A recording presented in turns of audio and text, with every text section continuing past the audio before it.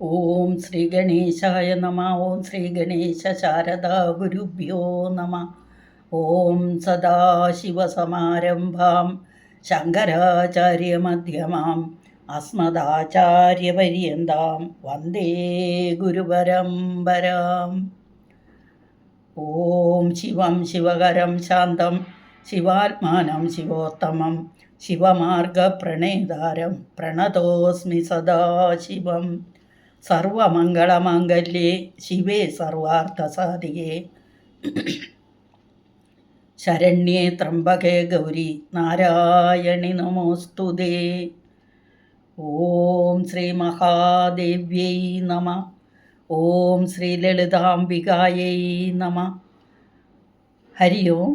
ശ്രീ ലളിതാ സഹസ്രനാമ സ്തോത്ര പഠന പരമ്പരയിലേക്ക് എല്ലാവർക്കും സുസ്വാഗതം, സുദിനം നേരുന്നു.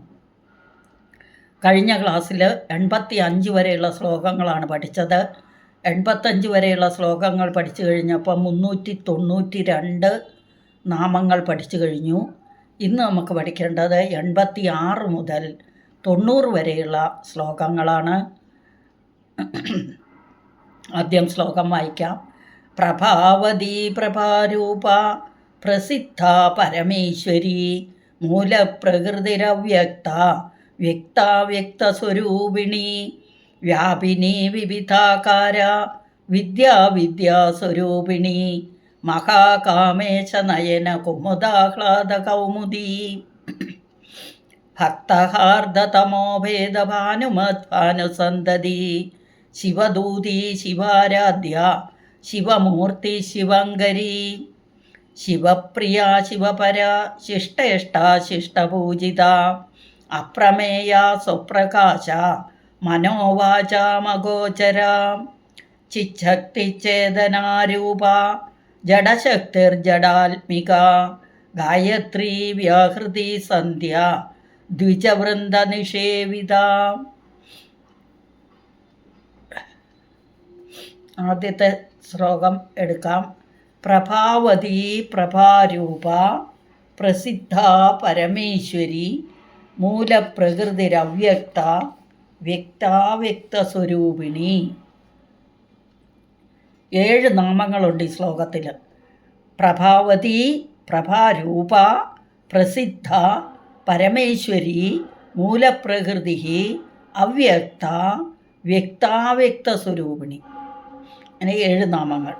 ആദ്യം മുതൽ നോക്കാം. പ്രഭാവതി ആദ്യത്തെ നാമം. പ്രഭാവതി ഈകാരം. പ്രഭയോട് കൂടിയവൾ, പ്രകർഷേണ ശോഭയുള്ളവൾ, പ്രഭാവതി.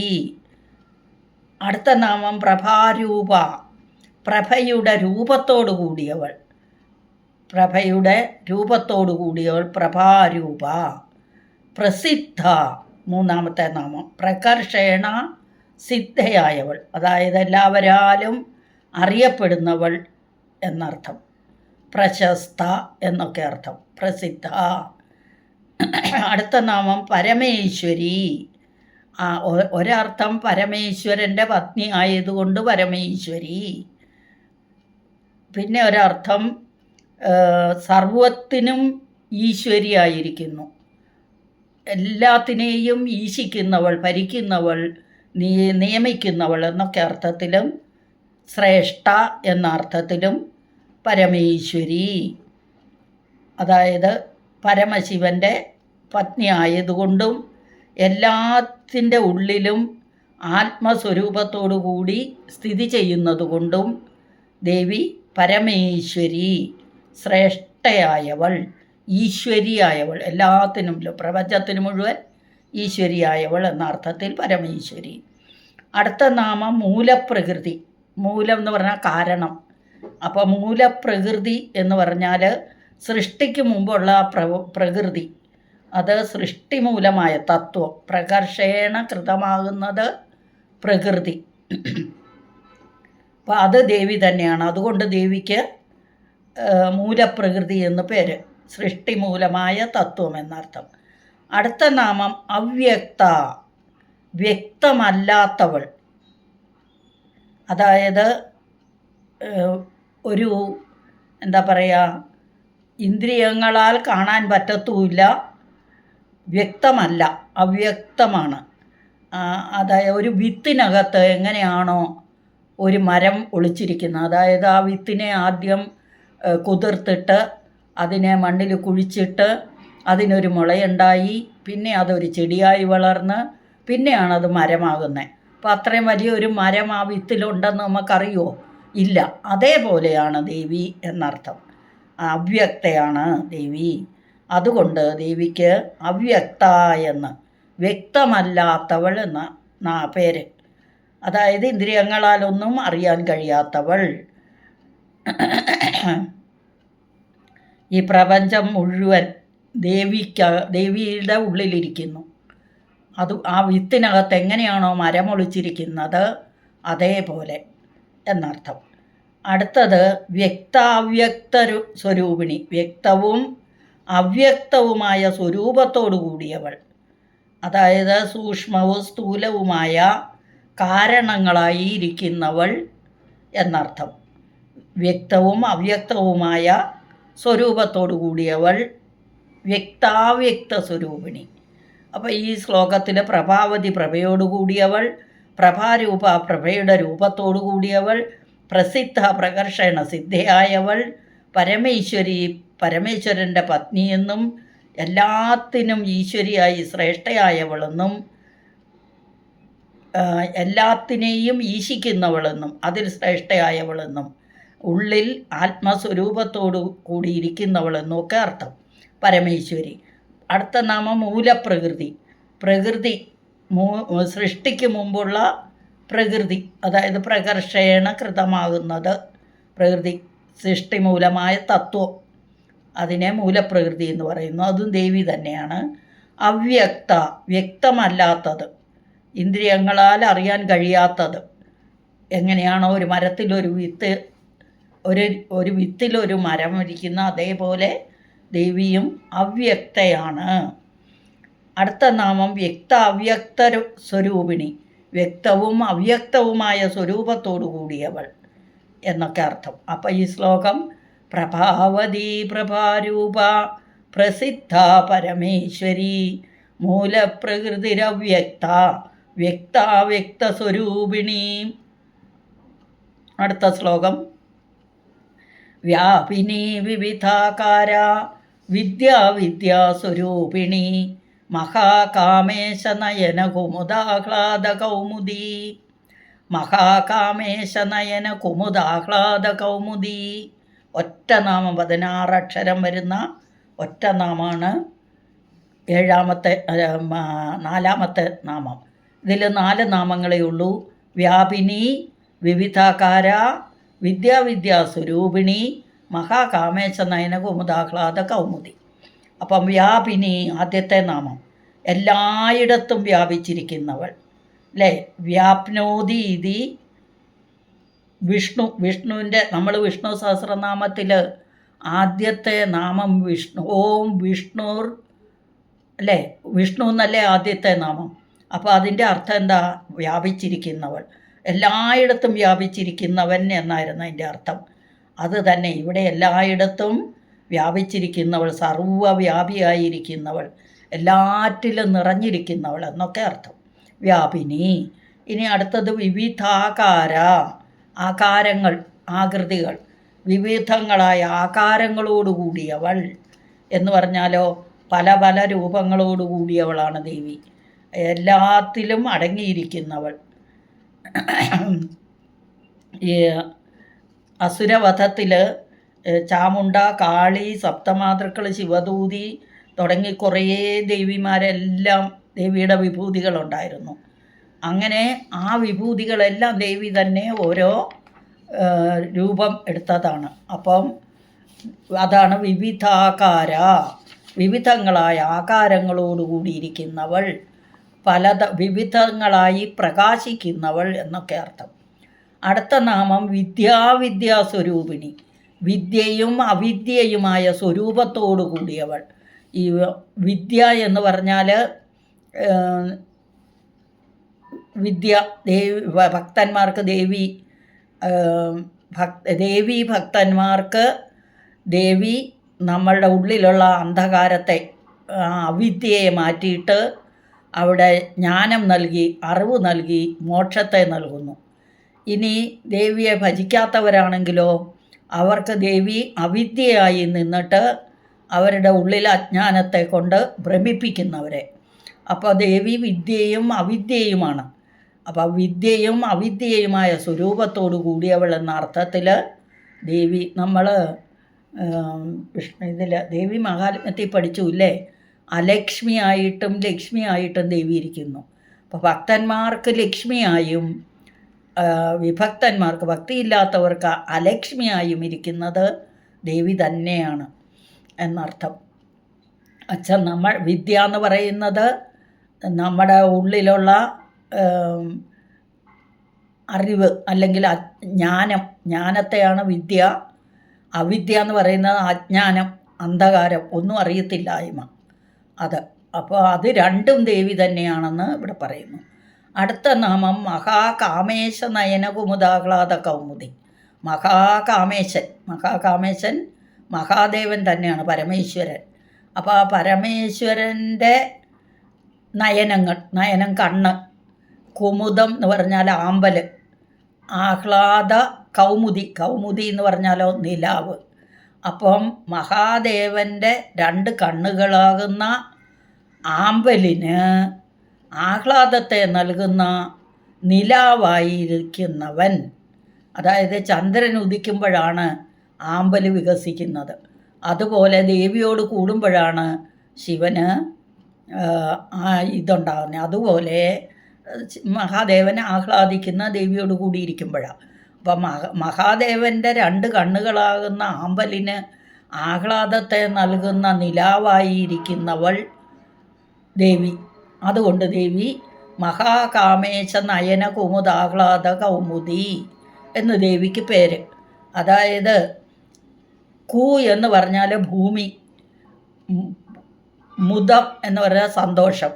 അപ്പോൾ കുമുദം എന്ന് പറഞ്ഞാലോ ഭൂമിയെ മോദിപ്പിക്കുന്നത്, കൗമുദി ഭൂമിയെ മോദിപ്പിക്കുന്ന എന്താണ്? ചന്ദ്രൻ. അപ്പോൾ ചന്ദ്രൻ്റെ ഇതാവുമ്പോഴാണ് എന്താ പറയുക, കാമേശ്വരൻ്റെ നയനങ്ങളാകുന്ന കുമുദങ്ങൾക്ക്, ആമ്പലുകൾക്ക് ആഹ്ലാദത്തെ നൽകുന്ന കൗമുദി അല്ലെങ്കിൽ നിലാവ് ആണ് ദേവി എന്നർത്ഥം. അപ്പോൾ ഈ ശ്ലോകത്തിൽ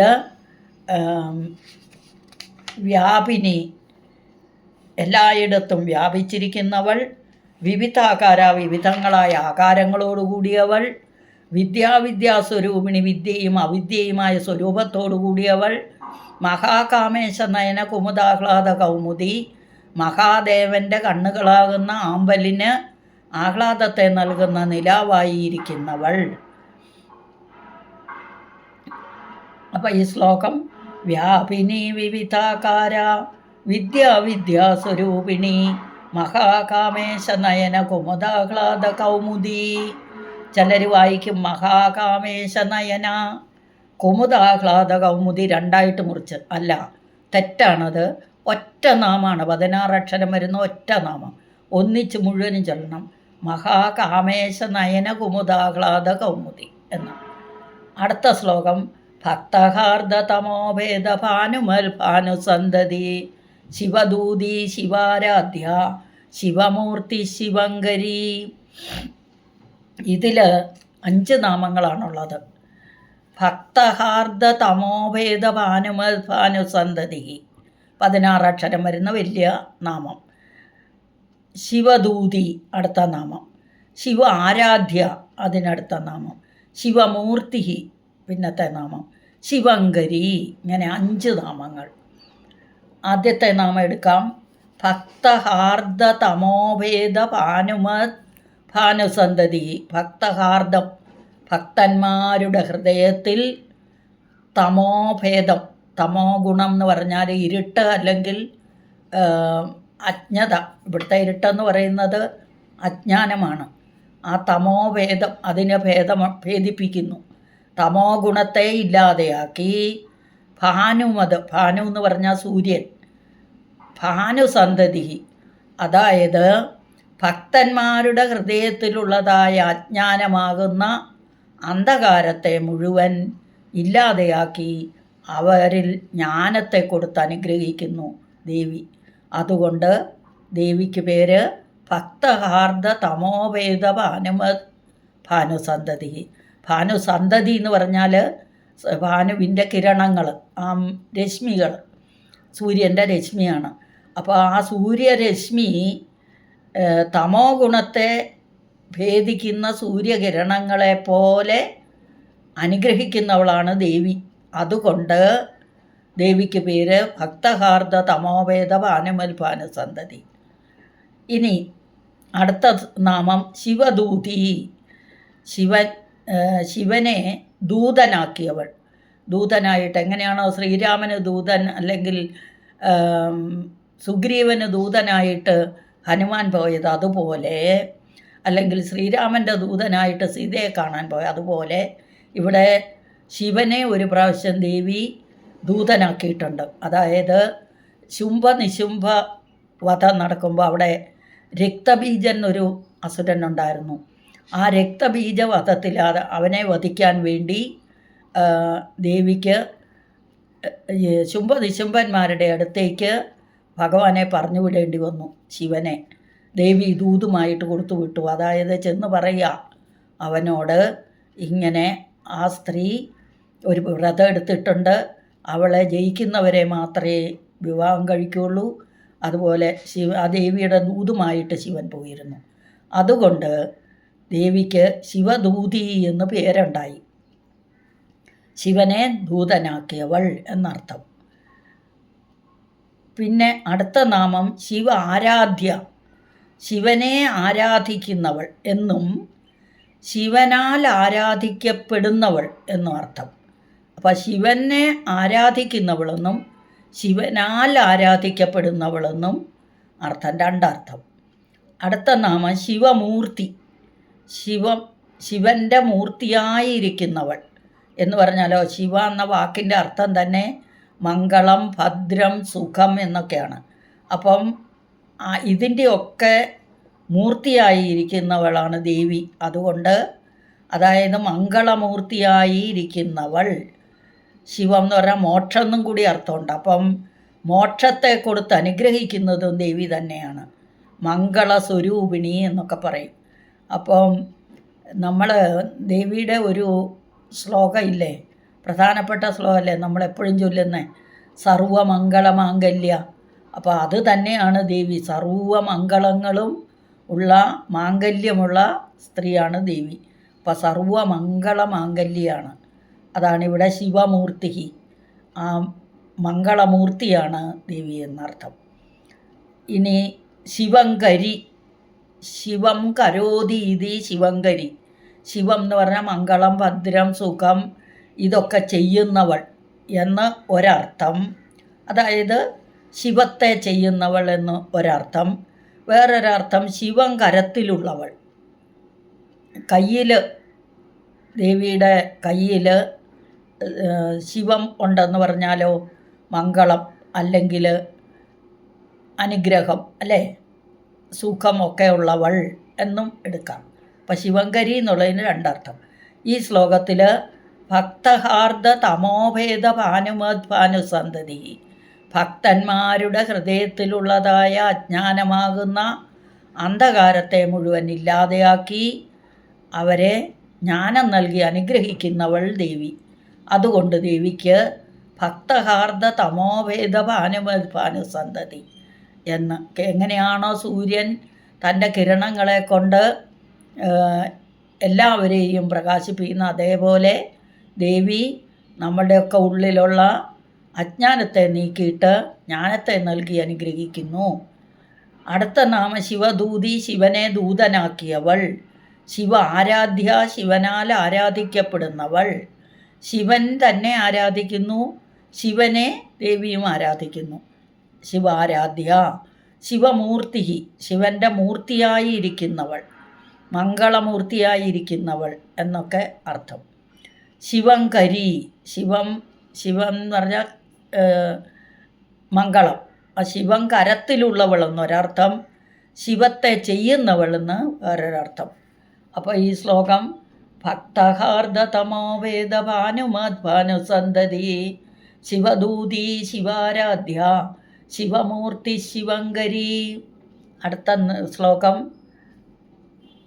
ശിവപ്രിയ ശിവപര ശിഷ്ടേഷ്ട ശിഷ്ടപൂജിത അപ്രമേയ സ്വപ്രകാശ മനോവാചാമഗോചര.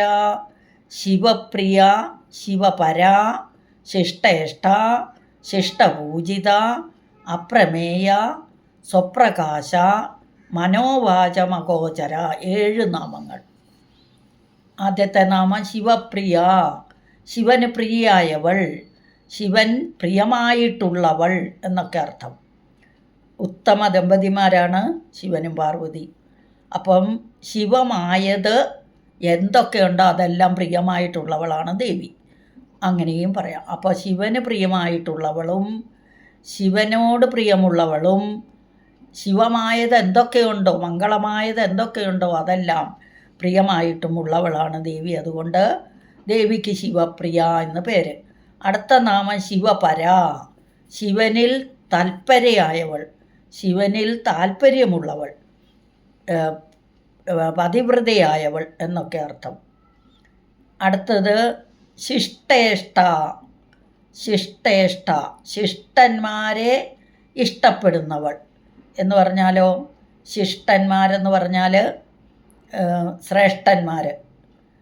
ഇനി വേറൊരർത്ഥം ഇഷ്ടി എന്ന് പറഞ്ഞാൽ യാഗം.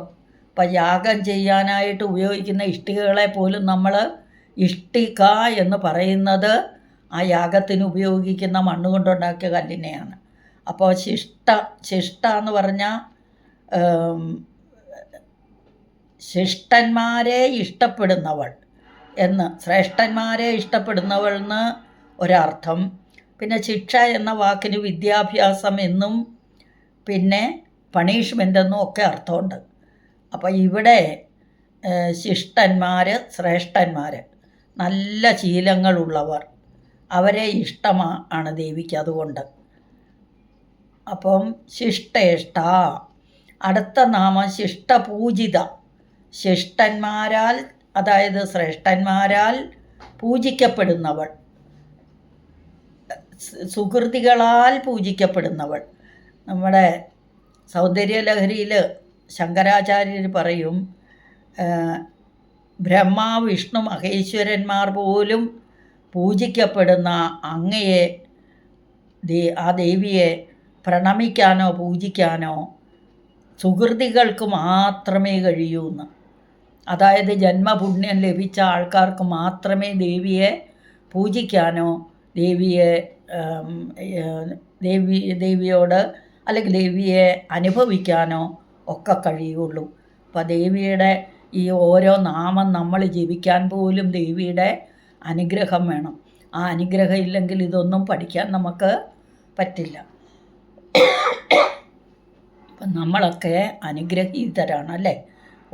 ആ സമയമാകാതെ നമുക്കതൊന്നും കിട്ടില്ല. അപ്പോൾ സുഹൃതികൾക്ക് മാത്രം കിട്ടുന്ന അനുഗ്രഹമാണ് നമ്മൾക്ക് കിട്ടിയിരിക്കുന്നത് അല്ലേ. ലളിതാ സഹസ്രനാമം അർത്ഥമറിഞ്ഞ് പഠിക്കുക, അതുപോലെ തന്നെ ദേവി മാഹാത്മ്യം, ഇതൊക്കെ നമ്മൾ വായിക്കുകയും പഠിക്കുകയും ഒക്കെ ചെയ്യുന്നു. അപ്പം നമ്മൾ സുഹൃതികളാണ്. അപ്പം ദേവന്മാർ, ശ്രേഷ്ഠന്മാരായ ദേവന്മാരാൽ പോലും പൂജിക്കപ്പെടുന്നു. ആ ദേവിയെ നമ്മളെ കൊണ്ട് പൂജിക്കാനാവുമോ എന്നാണ് ശങ്കരാചാര്യർ ചോദിച്ചത്. അപ്പോൾ പ്രണമിക്കാനോ പൂജിക്കാനോ സുഹൃതികൾക്ക് മാത്രമേ കഴിയുള്ളൂ, സാധാരണക്കാർക്ക് കഴിയില്ല. ജന്മപുണ്യം ലഭിച്ചവർ, അവർക്ക് മാത്രമേ സാധിക്കൂ എന്നാണ് പറയുന്നത്. അപ്പോൾ ശിഷ്ടപൂജിത എന്ന് പറഞ്ഞാൽ ആ ശിഷ്ടന്മാരാൽ, ശ്രേഷ്ഠന്മാരാൽ പൂജിക്കപ്പെടുന്നവൾ എന്നർത്ഥം. അടുത്ത നാമം അപ്രമേയ. പ്രമ എന്ന് പറഞ്ഞാൽ യഥാർത്ഥ അറിവ്, അതിനെയാണ് പ്രമ എന്ന് പറയുന്നത്. ഇനി ഇതിനോട് ബന്ധപ്പെട്ടതാണ് പ്രമാണം, പ്രമേയം ഒക്കെ. അതായത് ഒരു വസ്തുവിൻ്റെ ഓണർ ഇന്ന ആളാണ് എന്ന് കാണിക്കാൻ വേണ്ടി ഒരു പ്രമാണം, ഒരു ആധാരം ഉണ്ടാക്കുന്നു അല്ലേ. അതാണ് ആ ഉറപ്പ്. എന്റേതാണ് എന്ന് ഉറപ്പിക്കാൻ സഹായിക്കുന്ന ആ ആധാരം, അത് പ്രമാണം അല്ലേ? ഇപ്പം നമ്മളെ ലോകത്തെ അറിയിക്കാൻ വേണ്ടി നമുക്ക് 5 ഇന്ദ്രിയങ്ങളെ തന്ന് നമ്മളെ കൊണ്ട് ആ 5 ഇന്ദ്രിയങ്ങളെ കൊണ്ട് അറിയുന്നതിനെ പ്രത്യക്ഷമെന്നും ബാക്കിയൊക്കെ അനുമാനം എന്നും പറയും. അങ്ങനെ പറയുമ്പോഴും നമ്മൾ കാണുന്നതിനെക്കുറിച്ച് നമുക്കറിയാം, കാണാത്തതിനെക്കുറിച്ച് നമുക്കറിയുമോ? ഇല്ല. അപ്പോൾ കാണാത്തത് സ്വർഗം, പുനർജന്മം, ഇതൊക്കെ ഈശ്വരൻ എന്താണെന്ന് ചോദിച്ചാൽ നമുക്ക് പറയാൻ പറ്റുമോ? ഇല്ല. അപ്പോൾ ഇതൊക്കെ ഇവയൊന്നും പ്രത്യക്ഷമായി അറിയാത്തതാണ്. അപ്പം അതിൻ്റെയൊക്കെയുള്ള പ്രമാണങ്ങൾ ആണ് വേദം. അപ്പോൾ വേദം എന്ന പ്രമാണം വെച്ച് നമ്മൾ ദേവിയെ അറിയാനായിട്ട് ശ്രമിക്കുന്നു. അപ്പോൾ ആ അറിയപ്പെടാൻ കഴിയാത്തവളാണ് അപ്രമേയ. ഈ പ്രമാണങ്ങളൊന്നും കൊണ്ടും നമുക്ക് തിരിച്ചറിയാൻ പറ്റില്ല. അതുകൊണ്ട് അതായത് 5 ഇന്ദ്രിയങ്ങൾ, ത്വക്ക്, നാക്ക്, മൂക്ക്, കണ്ണ്, ചെവി ഒക്കെ എല്ലാവർക്കും അറിയാം, ഭാഗവതം പഠിക്കുന്ന എല്ലാവർക്കും അറിയാം. അപ്പോൾ ഇതെല്ലാം പ്രത്യക്ഷ പ്രമാണം. ശബ്ദം ഒരു പ്രമാണമാണ്, വേദം ഒരു പ്രമാണമാണ്. അപ്പോൾ ഈ പ്രമാണത്തിലൂടെ അറിയപ്പെടുന്നതിനെ പ്രമേയമെന്നും ആ പ്രമയ്ക്ക് വിഷയമാകുന്നത് പ്രമേയം, പ്രമയ്ക്ക് വിഷയമാകുന്ന പ്രമേയവും അത് അനുഭവിക്കുന്നത് പ്രമാണവും അല്ലേ? ഒരു പ്രമാണമുണ്ടെങ്കിലേ നമ്മൾക്ക് ഉറപ്പുള്ളൂ ഇത് നമ്മളുടെ ഇതാണ് എന്ന്. അപ്പോൾ എല്ലാത്തിനും പ്രമാണം വേണം. അതിൻ്റെ ആ പ്രമാണങ്ങൾ കൊണ്ട് അറിയാൻ പറ്റാത്തവളാണ് ദേവി. അപ്പോൾ അത് ഇങ്ങനെയുള്ള പ്രമാണങ്ങളിൽ ഒന്നാണ് വേദം. അപ്പോൾ ആ വേദം നമുക്ക് ദേവിയെ അറിയണമെങ്കിൽ വേദം പഠിച്ചാൽ മതി അല്ലേ? അപ്പം പ്രമേയം എന്ന് പറഞ്ഞാൽ അറിയപ്പെടുന്നവളും, അപ്രമേയം എന്ന് പറഞ്ഞാൽ അതിൻ്റെ ഓപ്പോസിറ്റ് അറിയപ്പെടാൻ കഴിയാത്തവൾ എന്നും. അടുത്ത നാമം സ്വപ്രകാശ. സ്വപ്രകാശ, സ്വയം പ്രകാശിക്കുന്നവൾ. അതായത് സ്വയം പ്രകാശിക്കുന്ന ജ്യോതി സ്വരൂപമാണ് ദേവി. അപ്പം വേറൊന്നിൻ്റെയും സഹായമില്ലാതെ പ്രകാശിക്കുന്നവളാണ് ദേവി. അതുകൊണ്ട് ദേവിക്ക് സ്വപ്രകാശ എന്ന് പേര്. സെൽഫ് ഇല്ലൂമിനേഷൻ, സെൽഫ് ഇല്ലൂമിനേഷൻ എന്ന് പറയും, ഇല്ലൂമിനസ്. സർവവും പ്രകാശിക്കുന്ന ദേവിയുടെ പ്രകാശത്താലാണ്. അപ്പോൾ ലോകം മുഴുവൻ പ്രകാശിക്കുന്നത് ദേവിയുടെ പ്രകാശം കൊണ്ടാണ്. അതായത് നമ്മൾ കഠോപനിഷത്തിലും മുണ്ടകോപനിഷത്തിലും പറയും, ഓരോ ഉപനിഷത്തിൽ പറയും, എന്താണ്, ഓം ന തത്ര സൂര്യോഭാതി ന ചന്ദ്രതാരകം നമേ വിദ്യുതോ ഭാന്തി കുതോയം അഗ്നി തമേവ ഭാന്തം അനുഭാതി സർവം തസ്യ ഭാസ സർവമിതം വിഭാതി എന്ന് പറഞ്ഞാൽ സൂര്യനോ ചന്ദ്രനോ താരകങ്ങളോ ഒന്നും സ്വയം പ്രകാശിക്കുന്നില്ല. നേമേ വിദ്യുതോ ഭാതി, വിദ്യുത്ത്, മിന്നൽ പിണർ, മിന്നലും സ്വയമായിട്ട് പ്രകാശിക്കുന്നില്ല. അപ്പം ഇവയെല്ലാം പ്രകാശിക്കുന്നത് പിന്നെയാണോ അഗ്നി എന്ന്. കുതോയം അഗ്നി, കുതോയം എന്ന് പറഞ്ഞാൽ പിന്നെയാണോ ഈ അഗ്നി. അപ്പോൾ അഗ്നിയും തന്നെ പ്രകാശിക്കുമോ? ഇല്ല, അഗ്നിയും പ്രകാശിക്കുന്നില്ല. തം ഏവം ഭാന്തം അനുഭാതി സർവം, ഇതെല്ലാം പ്രകാശിക്കുന്നത് ആരുടെ ഇതുകൊണ്ടാണ്? സർവമിതം വിഭാതി തസ്യ ഭാസ, എല്ലാം അവളുടെ പ്രകാശം കൊണ്ടാണ് ഇവയെല്ലാം പ്രകാശിക്കുന്നതെന്ന്. ഇത് അമ്പലത്തിൽ ദീപാരാധന സമയത്ത് ചൊല്ലേണ്ട മന്ത്രമാണ്. ആ തിരുമേനി അകത്ത് കയറി കതകടച്ചിട്ടിട്ട് ആ വിളക്കെല്ലാം കത്തിച്ച് ദീപാരാധന തട്ടുകൊണ്ട് ഒഴിഞ്ഞിട്ട് പറയുന്നത്, എൻ്റെ കുടുംബത്തെ നന്നാക്കണേ, എനിക്ക് ഇന്നത് തരണേ എന്ന് പറഞ്ഞല്ല പ്രാർത്ഥിക്കുന്നത്. ഇതാണ് ആ സർവവും പ്രകാശിക്കുന്നത് അങ്ങയുടെ പ്രകാശം കൊണ്ടാണ്, അല്ലാതെ ഭൂമിയിലൊന്നും തന്നെ പ്രകാശിക്കുന്നില്ല എന്നാണ് പറയുന്നത്. അതാണ് ആ ദീപാരാധനയുടെ മന്ത്രം. അപ്പോൾ സ്വപ്രകാശ, സ്വയം പ്രകാശിക്കുന്നവൾ എന്നർത്ഥം. അടുത്ത നാമാണ് മനോവാചാം അഗോചരം. ഗോ എന്ന് പറഞ്ഞാൽ ചരിക്കുന്നത്. അപ്പം മനോവാചം, മനസ്സ്, വാക്ക്, അഗോചരം, ചരിക്കാത്ത. അപ്പം മനസ്സിനും വാക്കുകൾക്കും അഗോചരമാണ് ദേവി. ഗോക്കൾ ചരിക്കുന്ന സ്ഥലം ഗോ. അപ്പം ഇന്ദ്രിയങ്ങളാകുന്ന ഗോക്കൾ, നമ്മളിവിടെ ഗോക്കൾ എന്ന് പറയുന്നത് നമ്മുടെ ഇന്ദ്രിയങ്ങൾ ചരിക്കുന്ന സ്ഥലം, അതാണ് ഇന്ദ്രിയ ഗോചരം എന്ന് പറയാം. അഗോചരം എന്ന് പറഞ്ഞാൽ ചരിക്കാത്തത്.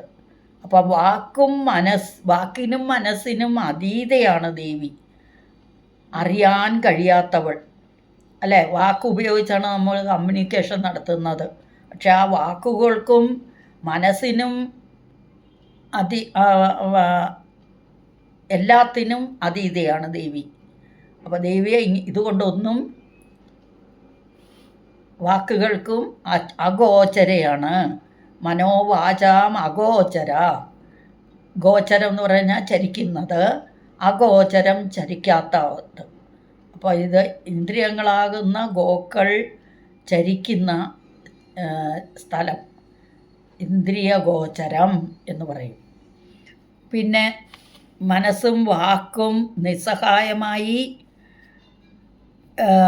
മടങ്ങുന്നു. എവിടെ നിന്നാണോ മടങ്ങുന്നത്, അതായത് ലക്ഷ്യം പ്രാപിക്കാതെ മനസ്സോടുകൂടി മടങ്ങുന്നത്, ആ അവസ്ഥയാണ് അല്ലെങ്കിൽ ആ വസ്തുവാണ് ബ്രഹ്മം എന്ന് പറയുന്നത്. ഇതൊന്നും നമ്മൾക്ക് മനസ്സിലാക്കാൻ പറ്റുന്ന കാര്യങ്ങളൊന്നുമല്ല, ജസ്റ്റ് ഒന്ന് പറഞ്ഞു പോകുന്നു, അത്രയേ ഉള്ളൂ. അപ്പോൾ എങ്ങനെ പറഞ്ഞു കൊടുക്കണമെന്ന് വേദങ്ങൾക്ക് പോലും അറിയത്തില്ല ഇതൊക്കെ. അപ്പോൾ അങ്ങനെയുള്ള അത് നമ്മൾ കൂടുതൽ അറിയാനൊന്നും ശ്രദ്ധിക്കേണ്ട. ഈ വാക്കിൻ്റെ അർത്ഥം, അതായത് വാചം എന്ന് പറഞ്ഞാൽ വാക്കാണെന്നും മനോ എന്ന് പറഞ്ഞാൽ മനസ്സാണെന്നും അഗോചരം എന്ന് പറഞ്ഞാൽ ചരിക്കാത്തതാണെന്നും മനസ്സിലാക്കുക, അത്രയേ ഉള്ളൂ. അപ്പം ഈ ശ്ലോകത്തിൽ ശിവപ്രിയ ശിവന് പ്രിയയായവൾ, ശിവപര ശിവനിൽ തൽപരയായവൾ, ശിഷ്ടേഷ്ട ശിഷ്ടന്മാരെ ഇഷ്ടപ്പെടുന്നവൾ, ശിഷ്ടപൂജിത ശിഷ്ടന്മാരാൽ പൂജിക്കപ്പെടുന്നവൾ, അപ്രമേയ പ്രമാണങ്ങൾ കൊണ്ടൊന്നും യഥാർത്ഥ ജ്ഞാനം അതുകൊണ്ട് മാത്രമേ ദേവിയെ അറിയാൻ പറ്റുള്ളൂ. അപ്രമേയ, യാതൊരു ഇതുകൊണ്ടും അളക്കാൻ പറ്റാത്തവളാണ് ദേവി. അതുകൊണ്ട് സ്വപ്രകാശ, സ്വയം പ്രകാശമായിരിക്കുന്നവൾ, വേറെ ഒന്നിൻ്റെയും സഹായമില്ലാതെ പ്രകാശിക്കുന്നവളാണ് ദേവി. സ്വപ്രകാശ. മനോവാചാം അഗോചര, മനസ്സിനും വാക്കുകൾക്കും അഗോചരയായവൾ, അതായത് മനസ്സും വാക്കും കൊണ്ട് ഒന്നും അറിയാൻ പറ്റാത്തവൾ. അപ്പം ഈ ശ്ലോകം ശിവപ്രിയ ശിവപര ശിഷ്ടേഷ്ട ശിഷ്ടപൂജിത അപ്രമേയ സ്വപ്രകാശ മനോവാചമഗോചര. അടുത്ത ശ്ലോകം ചിച്ഛക്തി ചേതനാരൂപ, ചിച്ഛക്തി ചേതനാരൂപ, ചിത്ത് ശക്തി ചേതനാരൂപ.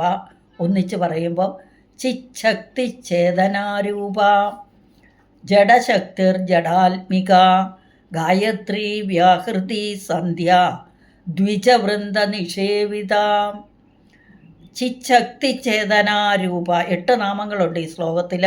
ചിച്ഛക്തി ചേതനാരൂപ, ജഡശക്തിർ ജഡാത്മിക, ഗായത്രി വ്യാഹൃതി സന്ധ്യ, ദ്വിജവൃന്ദ നിഷേവിത. ഇവിടെ ചിച്ഛക്തി, ചിത്ത് തന്നെ ശക്തിയായിരിക്കുന്നവൾ, ശുദ്ധമായ ജ്ഞാനത്തോടു കൂടിയവൾ, ചിച്ഛക്തി സ്വരൂപമായിരിക്കുന്നവൾ എന്നൊക്കെ അർത്ഥം. ചിത്ത് അതായത് ചിത്ത് ഇച്ഛിക്കുന്നു, അത് നടത്താൻ വേണ്ടി ക്രിയ ചെയ്യുന്നു, ക്രിയാശക്തി. അപ്പോൾ ഇച്ഛാശക്തിയായി ക്രിയാശക്തിയായി. ഈ ക്രിയയെ ചെയ്യാനുള്ള അറിവിനെയാണ് ജ്ഞാനശക്തി എന്ന് പറയുക. അപ്പം ഇച്ഛിക്കുന്നത് ഇച്ഛാശക്തിയും ക്രിയ ചെയ്യുന്ന ക്രിയാശക്തിയും, അത് ചെയ്യാനായിട്ട് ഉപയോഗിക്കുന്ന അറിവിനെ ജ്ഞാനശക്തിയും. ഇത് 3ഉം ദേവി തന്നെയാണ്. അതുകൊണ്ട് ദേവിക്ക് പേര് ചിച്ഛക്തി എന്ന്. അടുത്ത നാമം ചേതനാരൂപ.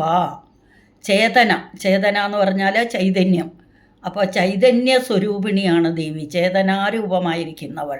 ചിച്ഛക്തി സചേതനയാണ്. എല്ലാം നടക്കുന്നത് ദേവിയുടെ അനുഗ്രഹം കൊണ്ടാണ്. അപ്പം ചേതനാരൂപയാണ് ദേവി. അടുത്തത് ജഡശക്തി.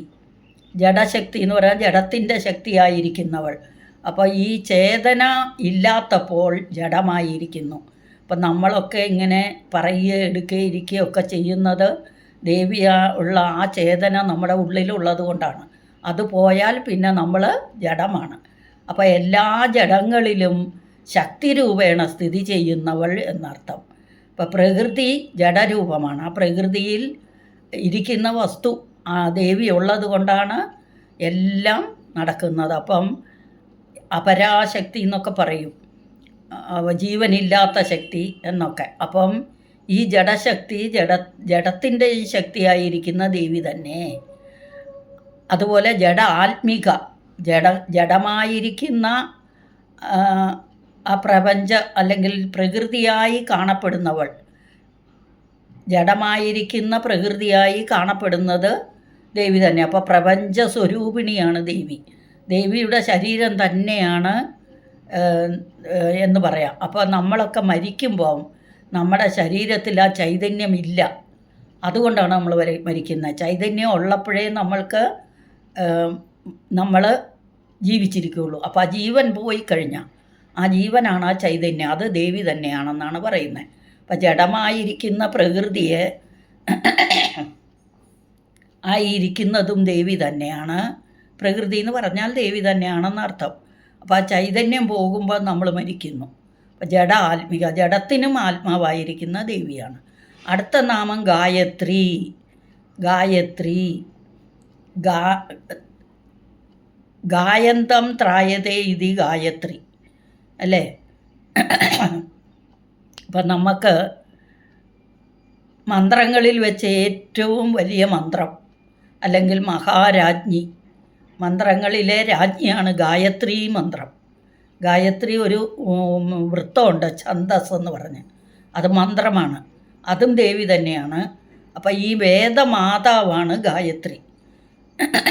ഗായത്രിയിൽ നിന്ന് ജനിച്ചതാണ് വേദം, ബ്രഹ്മം എന്നൊക്കെ പറയുന്നത്. അപ്പം പരമ കാരണം ദേവി തന്നെയാണ്. അറിയാത്ത കാര്യങ്ങൾ പറഞ്ഞു തരുന്നതാണ് വേദം.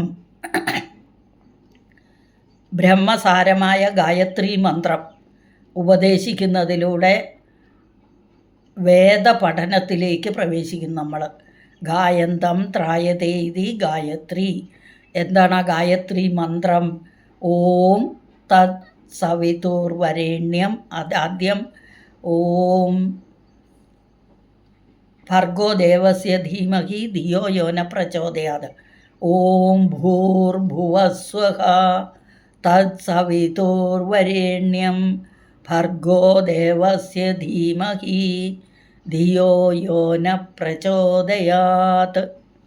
അതായത് യജുർവേദ സമ്പ്രദായം ഏതൊരു ദിയ എന്ന് പറഞ്ഞാൽ ഉണർത്തട്ടെ. അപ്പോൾ നമ്മുടെ പരമസത്യത്തെ അറിയാൻ ഞങ്ങളുടെ ബുദ്ധിക്ക് സാധിക്കട്ടെ. അതായത് ബുദ്ധിയെ ഉണർത്തുക. അതായത് 3 സന്ധ്യകളിലും ബ്രാഹ്മണർക്ക് നിഷ്ഠയുണ്ട്, ചിട്ട കൊടുത്തിട്ടുണ്ട്. 3 സന്ധ്യകളിലും ഗായത്രി മന്ത്രം ചൊല്ലണം എന്ന്. അപ്പം 24 അക്ഷരമുള്ള ഛന്ദസ് ദേവത, അത് ദേവി തന്നെയാണെന്ന് പറയുന്നു. ഈ ഗായത്രി മന്ത്രത്തെ ചൊല്ലുന്നവരെ രക്ഷിക്കുന്നതും ദേവി തന്നെയാണ്.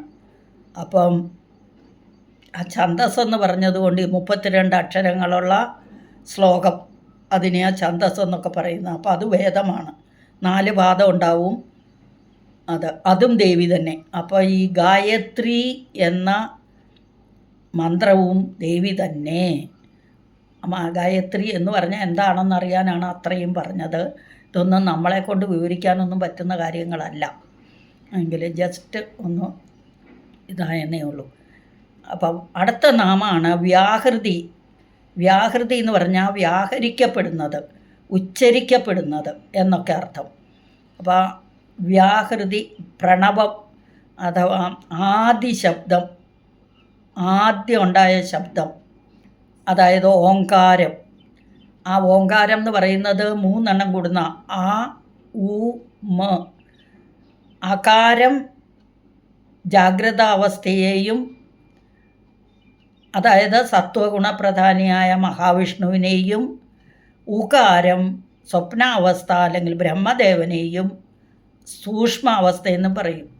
മകാരം സുഷുപ്തിയെയും കാരണശരീരത്തെയും, പിന്നെ അതായത് മകാരം രുദ്രഭാവത്തെയും കാണിക്കുന്നു. അപ്പോൾ ഓങ്കാരത്തിൻ്റെ വ്യാഖ്യാനമാണ് വിസ്താരം എന്ന് പറഞ്ഞത്. എക്സ്പാൻഷൻ എന്ന് പറയും ഇംഗ്ലീഷിൽ. അത് ആണ് ഈ കാണുന്ന പ്രപഞ്ചം മുഴുവൻ ഓങ്കാരം വിരിഞ്ഞ് ഭൂഹു ഭുവഹ സ്വഹ എന്ന് ആയതാണ്. അതാണ് ആ ഊമ. അപ്പം അതിൻ്റെ അർത്ഥവ്യാപ്തി ഒന്ന് ആലോചിച്ച് നോക്കാം എന്താണെന്ന്. ലോകം, ഭൂമി, സ്വർഗം, പിന്നെ ആകാശം, ഇതെല്ലാം വ്യാഹൃതമായി മാറിയത്. അപ്പോൾ 3 ലോകങ്ങളുമായി വിഹരിക്കുന്ന മന്ത്രം ദേവി തന്നെയാണ്. ഇനി ഏറ്റവും മുകളിലുള്ള ഊർധ്വലോകങ്ങൾ മഹഹ, ജനഹ, തപഹ, സത്യലോകം, ഇങ്ങനെയൊക്കെ. അപ്പോൾ ദേവിയുടെ വിസ്താരമാണിവയെല്ലാം എന്നർത്ഥം. അടുത്ത നാമം സന്ധ്യ. സന്ധ്യ എന്ന് പറഞ്ഞാൽ രാവും പകലും കൂടിച്ചേരുന്നതിനെ സന്ധ്യ എന്ന് വിളിക്കും. അതായത് 2 എണ്ണം കൂടിച്ചേരുന്നതിനെ സമ്യക് അല്ലെങ്കിൽ സന്ധി എന്ന് പറയും. അപ്പോൾ ഇവിടെ രാവും പകലും കൂടിച്ചേരുന്നത് കൊണ്ട് സന്ധ്യ എന്നും, കൂടാതെ നമ്മുടെ ബ്രഹ്മാവിൻ്റെ മാനസപുത്രിയാണ് സന്ധ്യ എന്നും പറയുന്നു. അപ്പം ഇവിടെ സൂര്യനെ പ്രകാശിപ്പിക്കുന്ന ചൈതന്യം, ആ ബ്രഹ്മചൈതന്യം, ജീവചൈതന്യം എല്ലാം ഒന്ന് തന്നെ എന്നുള്ള മന്ത്രങ്ങളൊക്കെ ഉണ്ട്. അപ്പം ഇവിടെ സന്ധ്യ എന്ന് പറഞ്ഞാൽ രാവും പകലും കൂടിച്ചേരുന്നതിനെ സന്ധ്യ എന്ന് പറയുന്നു. രാവിലെ സന്ധ്യ, പ്രഭാത സന്ധ്യ, ഉച്ചയ്ക്കത്തെ സന്ധ്യ, മധ്യാഹ്ന സന്ധ്യ, വൈകുന്നേരത്തെ സന്ധ്യ, സായം സന്ധ്യ. അപ്പോൾ സൂര്യനെ പ്രകാശിപ്പിക്കുന്ന ജീവചൈതന്യം ഇതെല്ലാം ദേവി തന്നെയാണ്. അതുകൊണ്ട് ദേവിക്ക് സന്ധ്യ എന്ന പേര്.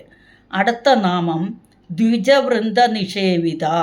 ദ്വിജന്മാർ, അതായത് വേദ സംസ്കാരത്താൽ ഉയർന്നവൻ, അതാണ് ദ്വിജന്മാർ. വൃന്ദം എന്ന് പറഞ്ഞാൽ കൂട്ടം. ദ്വിജന്മാർ ബ്രാഹ്മണരാണ്, ബ്രഹ്മം അറിയുന്നവർ. ബ്രാഹ്മണർ പൂണൂലിട്ട ബ്രാഹ്മണരല്ല, ബ്രഹ്മം അറിയുന്നവർ ബ്രാഹ്മണർ. വൃന്ദം എന്ന് പറയുന്ന കൂട്ടം. അപ്പം ഈ ദ്വിജവൃന്ദങ്ങൾ നന്നായി സേവിക്കപ്പെടുന്നവൾ നിഷേവിത, നിതരാം സേവിത, നിഷേവിത. അപ്പം ഉപനയനമൊക്കെ കഴിഞ്ഞ് സംസ്കാരം ലഭിച്ചവർ ഉപജീവനമനുസരിച്ച് ക്ഷത്രിയരും വൈശ്യരും ബ്രാഹ്മണരും ശൂദ്രരൊക്കെ ആയിട്ട് മാറുന്നു. അവരെല്ലാവരും സന്ധ്യാവേളകളിൽ ദേവിയെ ധ്യാനിക്കുന്നു. അപ്പോൾ ദ്വിജവൃന്ദ നിഷേവിത, ദ്വിജവൃന്ദങ്ങളാൽ സേവിക്കപ്പെടുന്നവൾ എന്നർത്ഥം. അപ്പോൾ ഈ ശ്ലോകം ചിച്ഛക്തി ചേതനാരൂപ ജഡശക്തിർ ജഡാത്മിക ഗായത്രി വ്യാഹൃതി സന്ധ്യ ദ്വിജവൃന്ദ നിഷേവിത. അടുത്ത ക്ലാസ്സിൽ വരും വരേക്കും ഹരി ഓം. ഏവം ശ്രീലളിതാദേവ്യാർപ്പണമസ്തു. അമ്മേ.